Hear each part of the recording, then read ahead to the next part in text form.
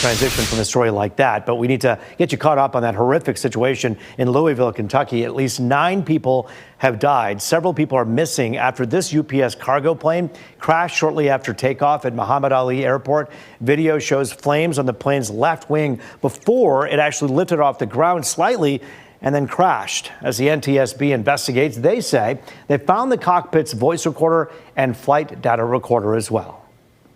Recorders are built for that, and just before we get the question, these recorders were updated from its original manufacturer. They are L3 Harris, installed at 2 different dates. We're going back and verifying that, but we feel comfortable once we get these to our lab in DC that we will be able to get a good readout of the applicable data, and that will be yet another point of information that will really help us understand what happened during this point of flight. While that investigation plays out, the FAA announcing it's reducing air traffic by 10% across what it calls high-volume markets starting Friday morning. The reason? They want to maintain safety during the government shutdown. It's expected to impact thousands of flights across the country. And you know that trickle effect, too. Air traffic controllers have been going unpaid since the shutdown started. And with some calling out from work, staffing shortages have caused flight delays at several airports. A list of which airports will be impacted is expected to come out tomorrow. All of that comes with just weeks to go before the holiday travel season. We're talking with aviation expert Evan Brode next about the impact this could have and the investigation in Louisville. You're watching The Pulse on Fox 2.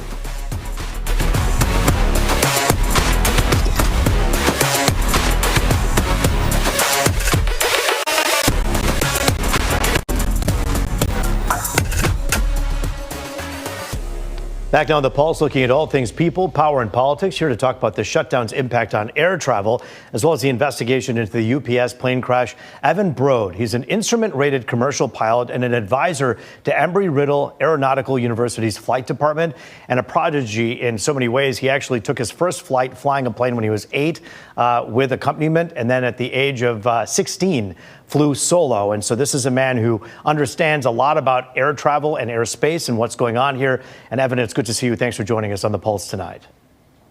It's good to see you too. Thank you so much for having me. Evan, I want to begin with this terrible crash in Louisville. When you know, we're not hearing all the details yet, but we know at least 11 people have lost their lives. So many others missing right now. Give us an idea as to what we're looking at with a UPS type plane here. How many people generally on board these things? And when you watch that accident video, what do you make of it?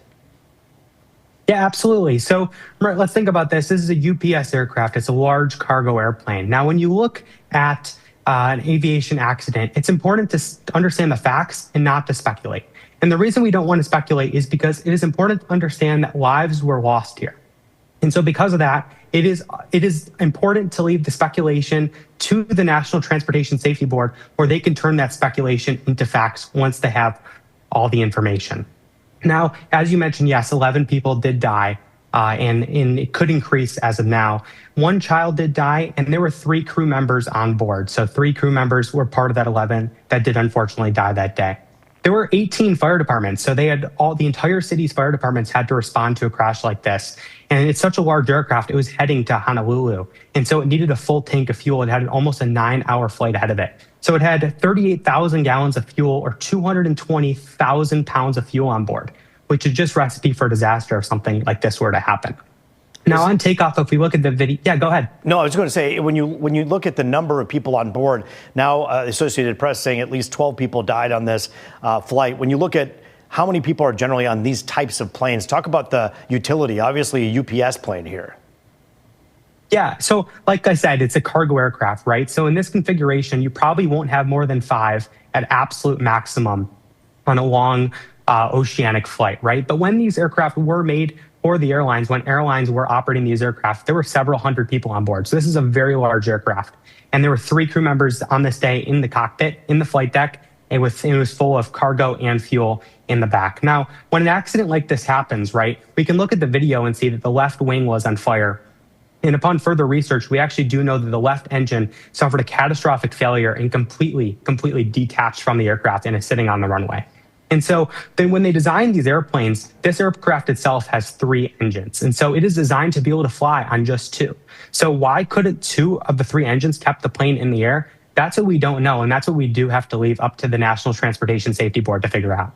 Evan, I want to ask you about your concerns about air travel in general. You've been a passionate advocate for air travel all of your life and have flown all of your life. And here you are watching what's happening. Now, Sean Duffy saying with the shutdown continuing as it is, they're talking about a 10% reduction. What are your concerns across the country as we see that 10% reduction in flights and just the stress and the pressure that's on these workers? Yeah, one to understand that the FAA will not allow an airspace that is unsafe for any travelers. And so because of that, since the shutdown, more and more controllers have shown up sick. And so the FAA is having to do exactly what you said, reduce the traffic by 10% in 40 high value markets. Now, as of right now, we don't know these 40 high value markets. We can assume that there'll be some large markets, right? So we can think of Atlanta, Miami, Chicago, Los Angeles, San Francisco, New York, and many others. But obviously that does not account for 40. So that also brings in some large flight training areas, military operating areas, and things of that sort. Now, 2,000 controllers were actually successfully passed the air traffic controller training at the beginning of the year in February. And the problem is that these brand new controllers aren't even showing up to work. And so we are at risk as a country in the national airspace system of losing these brand new controllers and putting us back into a air traffic controller shortage like we were at the beginning of the year. And when you talk about that kind of a shortage, what are your main concerns when it comes to safety and also efficiency out there?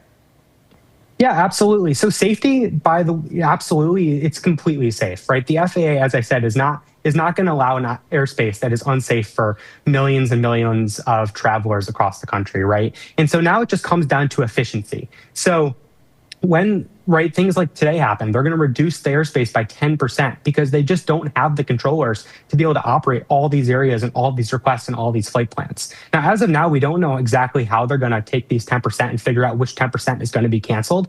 But I do know that the Transportation Secretary, Sean Duffy, and the FAA Administrator, Brian Bedford, are meeting with many CEOs of airlines tomorrow, and they're going to figure that out together.